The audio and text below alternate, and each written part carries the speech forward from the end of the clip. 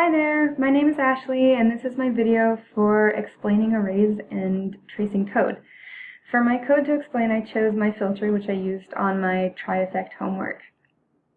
So for starters, we assume that this code, all this stuff, is inside a method in the picture class, which it is. I just brought it out of the picture class. I copied it into another one just for ease of viewing.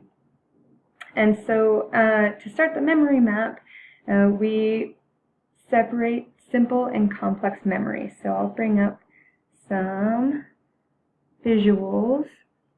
Here's the line. Up top we're going to have all the simple memory, and the bottom we're going to have complex memory. In the simple memory, we'll draw a box up here that says that we're declaring an array of the type pixel called pixel array. And then this one right here, this .getPixels, basically converts the picture into a one-dimensional array. So basically a count of all the pixels in the picture, and those are held in complex memory right here.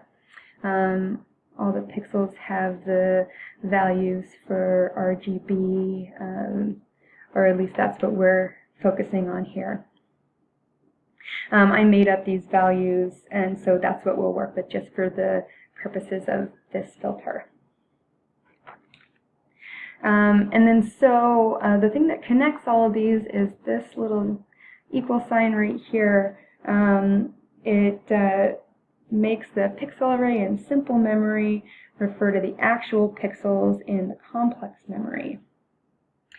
So the next thing that we bring up is the primitive type integer value that equals 0 for right now. Basically, I consider it to be a holding cell for information that we pull from complex memory, which we'll get to in a second.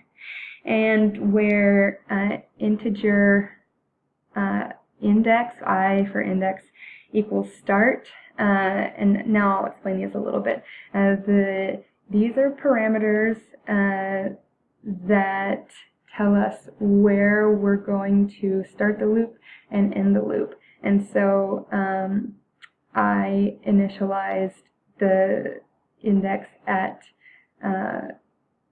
start, and so whatever I put in for start is going to be where I starts, which we'll say for these purposes start equals 1 and end is going to equal 3. So basically I want to run the while loop from index 1 through index 3, and then we stop. So this is held right here because this is going to be changing all the time. It's just a holding spot for whichever index we're focusing on at that moment. So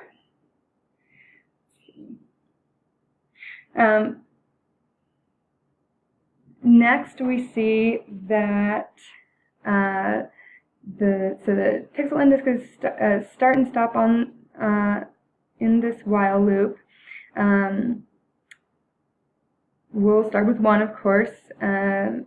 We'll take the pixel at array index 1, which is going to be right here. And so what this does is it says that we want to get the green value at pixel 1, which is 60. And so getGreen takes the green value and holds it in the basically the holding cell in the simple memory. It's going to change pretty soon. And so 60 is held up here. The next command is passed on, and which is that we multiply it by 1.3. And so 60 times 1.3 is 80. So that's done. The next thing that happens is that we set the new green value back onto the pixel that we have been talking about. And so 80 gets sent back to pixel 1, or pixel index 1, and the RGB value changes from 30, 60, 90 to 30, 80, 90. And then so the same thing happens with pixel index 2. Since we're done with all of this, we'll increment to pixel index 2, which is within our continuation test, because remember, end is going to be equal to 3. So, like before, the new index is 2. So we're talking about index 2, it's 90.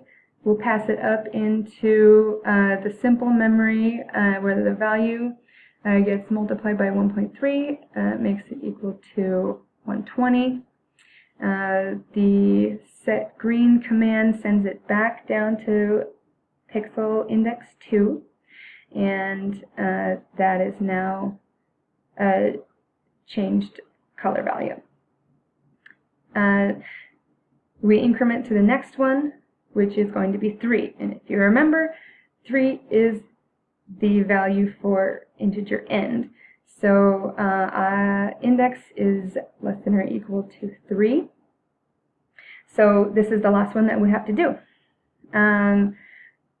Next, okay, so we're focusing on index 3 now. So we'll talk about this guy right here. We're picking out the green value in 6. We're getting the green value, sending it up to the value holding cell, multiplying it by 1.3, which equals 8, and then the set green value sends it back to pixel index 3, and these are now the changed RGB values, where green now equals 8. We don't increment anymore because the end has come. We don't go past 3, and so 4 is now irrelevant. We get to leave it alone. So that's how my arrays are being held in memory and how the indices pass through my method. Thank you for watching. I hope it was easy to understand. Thank you.